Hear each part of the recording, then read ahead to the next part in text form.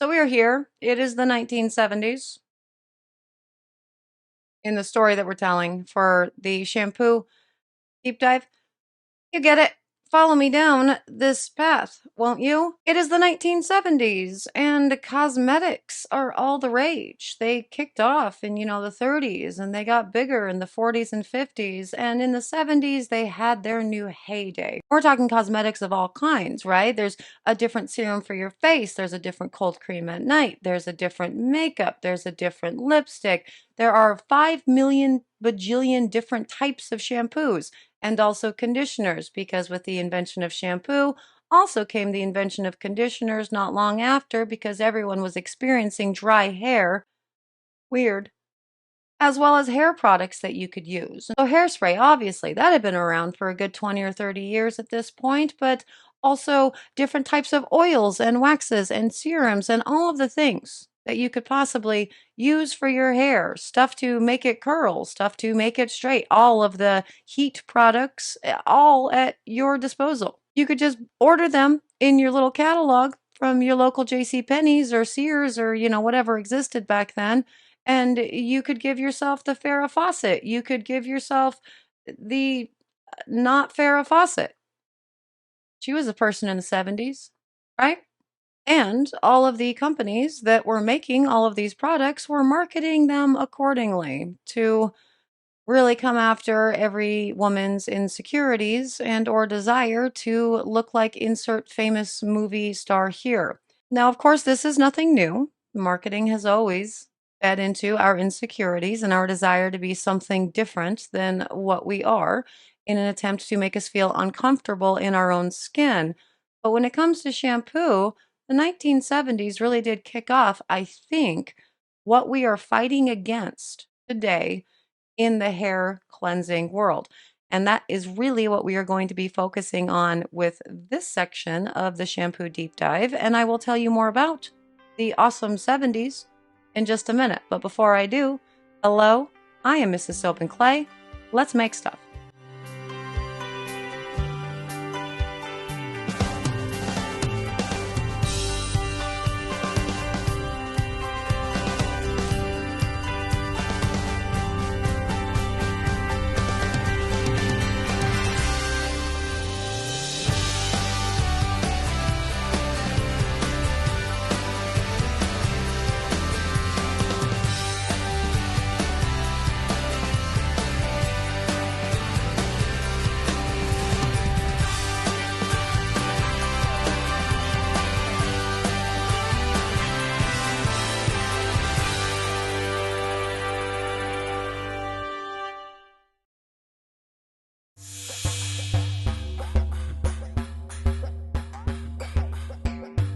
How's it going, Sudsers? Welcome back to the channel. You are at Soap and Clay, where we make all the soapy things, and you are here for week 23 of year 3 and number 3 in the series of shampoo history.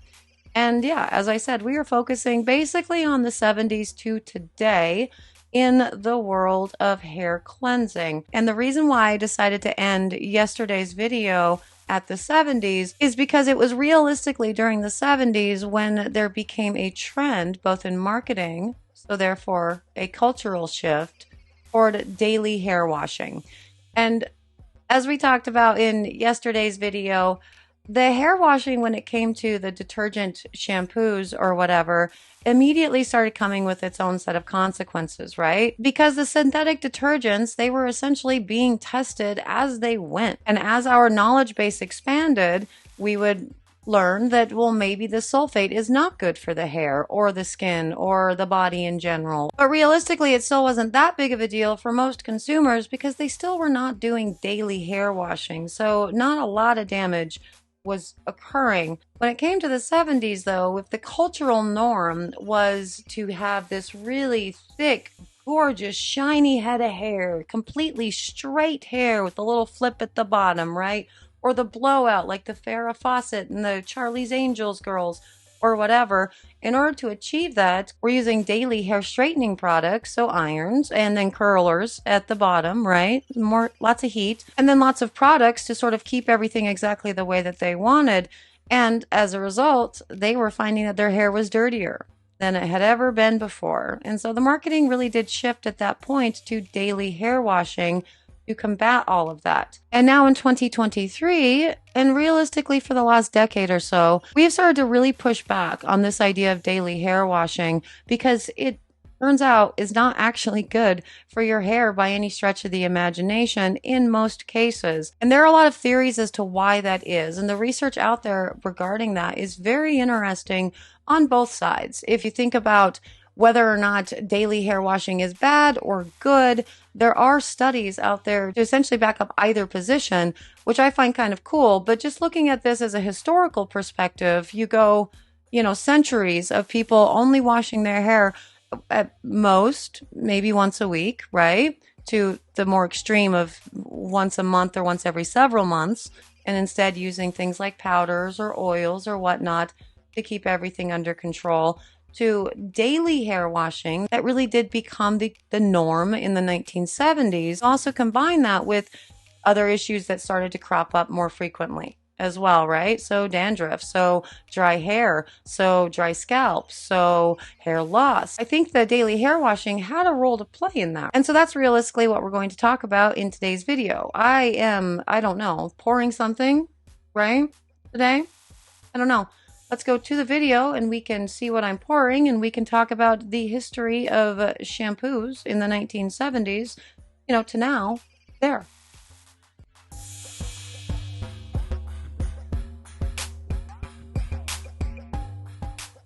Okay, so while from the 30s to the 70s, we did experience a very cool product, shampoo, that happened, and that was amazing. There were also drawbacks to the benefits that came with a soap-free shampoo. The immediate drawbacks known was that the hair was drier, and so we started creating conditioners. Now, one of the reasons we also started creating conditioners was because it had gone sort of out of style, apparently, to oil your hair, which I find weird because I love oil on my hair, and now we are going full circle and we're right back to all of that. But anyway, with all of the drawbacks that came with the shampoo, it became more important for the creators of these shampoos to ensure that the product itself was not going to be causing any damage to the hair itself. Otherwise, people were not going to buy it. Also, because a company has created a thing, as companies want to do, they want to sell a lot of the thing. And so they really wanted to push the idea of daily hair washing, which is wildly different than what we were told or what we had experienced or what we were doing with our hair up until basically this point. And so with clever marketing, i.e., Farrah Fawcett and all of the beautiful, perfect, amazing humans that existed during the time that fit, that particular stereotype of what beauty was. They did it. They were successful. They convinced, the population that we should be shampooing our hair every single day. While that was great for the people that were making the shampoo because, they get to sell more of it, our hair actually did suffer quite a lot as a result. And these are things that we are dealing with and trying to combat today. Or, during this time, they were trying to combat it with more products, with a hot oil rinse instead of a regular oil. And it got cuckoo bananas to the way that we know it, today. We have, 12 different types of things that you can put on your hair in the shower to ensure your best hair life. Point is, things got complicated. And in addition to that complication that comes from daily hair washing, we were also dealing with, as science continues to advance, realizing that some of the detergents, some of the synthetics that we had put into the shampoos were turning out to be dangerous overall. That might not have been as big of a problem, if you're a 50s girl and only washing your hair once a week or whatever. The more frequent exposure meant that, these problems were making themselves known in bigger ways. That combined with the, all the styling products and all the heat products that we were using to achieve a certain type of hairstyle during the time meant that hair was suffering, and suffering in pretty big ways. And so they needed to come up with some solutions kind of fast.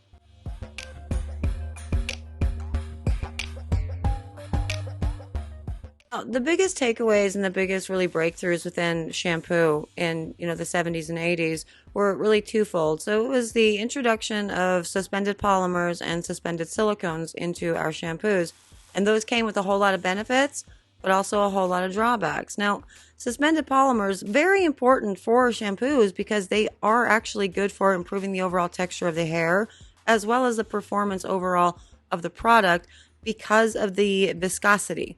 And so it'll help thicken everything up and suspend all of the other cool stuff that you're putting in the shampoo to hopefully combat dryness or flat hair or, what have you. And this really was a good breakthrough, especially for shampoos that had like active ingredients within it, because those because they're heavier, can settle. Now, while polymers are generally considered to be safe in, hair care products, there are definitely risks and drawbacks that we did learn from all of that. And so we're talking about buildup, which is another reason why we're having to wash our hair every day, right? Because the shampoos themselves are sitting on the hair. It's encouraging and promoting more buildup. Also, the dryness. That was still something that a lot of people were experiencing and do to this day experience with polymers. There's the whole allergic reaction thing. That's obviously going to be an issue. And as we continue to get further on and get into the 21st century, it's a big issue. And the environmental concerns, also a much bigger issue today than it was in the 70s and 80s. But these were things that would be considered drawbacks to, the introduction of suspended polymers into our shampoos. But also to combat, the dryness and the other issues that were still existing within the suspended polymers, formulations, suspended silicones were added. Now, they actually do serve a different purpose within shampoos. They're mostly added to promote, smoothing and detangling, as well as moisturizing, enhancing the shine, also protecting against heat damage, which is a good thing because if you want to be like Farrah Fawcett, you have to flat iron your hair every day, right? But even with the silicones, we are still experiencing a whole lot of buildup on the scalp and on the shaft itself, especially when it comes to curly hair, because of the moisturizing ingredients of silicone. It's actually preventing, like sealing off the hair shaft and making it more difficult for natural moisture or your conditioner or what have you penetrate. So curl structure is just completely borked with silicone at this point. While the cynical view of, why we moved to daily shampooing in the 70s or whatever is because companies wanted to make more money, and that is true. That is a reason. One of the other reasons was the shampoo itself that was being used was causing more buildup, was causing your hair to be dirty faster. And obviously that just becomes like this ridiculous vicious cycle. And in addition to, the buildup and having to wash your hair more frequently or, feeling like you needed to wash your hair more frequently, other people were experiencing, a lot more people than was the norm, before, were experiencing hair thinning, hair loss, change in hair color. Lots and lots of problems were coming out during this time period involving hair specifically. And there are a number of factors and reasons as to why that exists, right? I mean, first up, if you're putting something on your hair and you're allergic to it, yeah, you're going to have some kind of reaction for sure. But two, our diets were also changing very drastically during that time. Not just the way that we were, doing our hair. Also, we know a lot more during this time. We have the capability and, we have the science, essentially, to start pinpointing the cause of hair loss or the cause of X, Y, or Z. We're getting better at actually pinpointing and targeting and treating certain conditions that may exist within the body, so we know more. Does that make sense? You may have always had hair loss. It just wasn't being widely reported or studied because, reasons. But what we do know, kind of taking it all into a sum total, the way that we were changing, the way that, our lifestyle and what we were doing with, eating and everything, absolutely, but also within how we were cleansing our hair, it was having an impact. And it wasn't a good impact. And it just became another wild cycle of just putting as much stuff as you possibly could onto your hair every single day in order to combat problems that I would suggest didn't really need to exist or maybe wouldn't have existed if you were washing your hair more infrequently, like, we did in the before times, before Miss Farrah Fawcett said that we should wash it every single day. I don't know why I keep calling out Farrah and all of this. I like her. She's really awesome.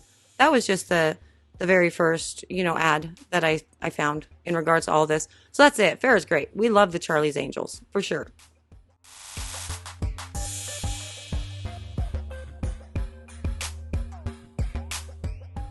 Where are we today? Well, I think we are trending more towards the not washing our hair as frequently as we did for, a couple decades of everybody washes their hair every single day, no matter what, regardless of the damage.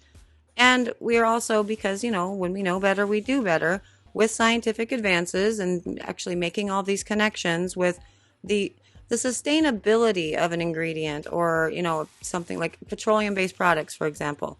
we're phasing those out of our hair and, all of the care things, because we are finding that they are dangerous.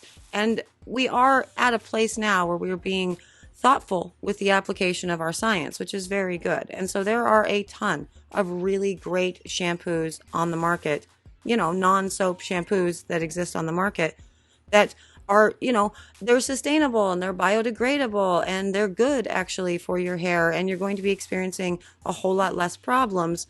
But they do still say wash your hair every couple days.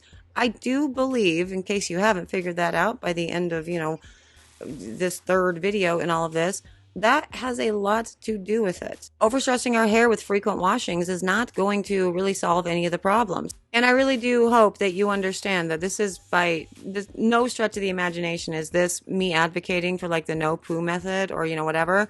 I do think hair needs to be cleansed. I think hair needs to be cleansed rather regularly. I personally would need to get my hair cleansed at least once a week, but there are people that can go longer, and that's great. But generally speaking, yeah, just for overall hygiene, because, again, when we know better, we do better. Cleansing is a necessity. Cleansing only using a soap shampoo? No. Cleansing only using a synthetic detergent shampoo? No. I cannot say that one is better than the other, because there are too many experiences, too much history out there, too much, logic and reason and science to really back up both. And I guess that's where we're going to leave it today, and instead focus on the pH of all of the things and the real science behind both, in the next video. But that's it for now. And there it is, a history of shampoo from 1970s to realistically where we are today. And yeah, I honestly believe that one of the biggest issues we have with hair care and scalp care and all of the jazz really doesn't have much to do with what type of product we're using to cleanse our hair, but more to do with the frequency in which we're washing. Now, when I've done the shampoo bars, I've talked about, the different hair routines for myself for Soap and Clay Kidlet number 1 and 2 for a reason. Ultimately, how often you wash your hair has a lot to do with your hair type and your needs. And because of what you're doing to the hair follicle, essentially damaging it with the heat products, and then you are putting those hair products on it to an exposed shaft, it can become a magnet for all of the dirt and the debris and everything that you ultimately want to not be on your hair. And so again, the frequency with which you wash your hair is really dependent on the specific hair type you have and your hair needs and goals. But I don't think that the cultural shift of the 1970s to saying that everybody should wash their hair every day helped anyone. And I honestly think that that is what we are fighting against at this point, more than should you use cold process shampoo or should you use a detergent shampoo. But those are just my observations, having gone through the history of hair care. Obviously, as I said, there are studies and research to back up both sides of that. And I believe that there are studies and research to back up both sides of that, because both can be true. It has more to do with, as I said, your hair type, your independent needs. And so ultimately, I think that's where we should be shifting this conversation, instead of making it a debate on, which is right, alkaline or acidic hair products. We should probably be looking more towards what is needed for a particular hair type, and maybe stop telling people that they're wrong if they do it a certain kind of way, because as I said a couple weeks ago, that makes you a dick. Let's not be dicks. Now, in the fourth and final part of this series, I am going to talk about the pH, because that is a hot subject of debate when it comes to the whole shampoo thing. Should it be acidic? Should it be alkaline? And to be perfectly honest with you, I think the only people that are talking about the pH of a product in relation to skin or hair or scalp are the people that are selling the products. I really don't think that from a scientific perspective, there is much reason to be concerned about the pH of a soap for your hair or your skin or your scalp. And I guess tomorrow I'm going to talk about why I believe that. So if you're interested in my opinion on that, subscribe, like, do all the things. That would be awesome. Comment below and let me know if you guys are liking the deep dive. I never know, especially since right now I'm obviously filming all these at the exact same time. In the first two, you could have been like, I don't like this, please stop. But it's already done. It's in the can. I'm gonna, give it to you regardless. But yeah, comment. Let me know if you like it. I am out of here. Thank you to the Sudsers for existing, for being you, for being awesome. You guys are everything. I mean that. It's nice to be back. It's nice to be engaging in the Discord again. I very much enjoyed my break. Like, you would not believe how much I enjoyed my break. It was nice to be completely disconnected, but I did miss you guys for sure. But as I said, I am out of here. So I will see you guys all again tomorrow for the fourth and final part of the shampoo history. Soapy fun. Bye.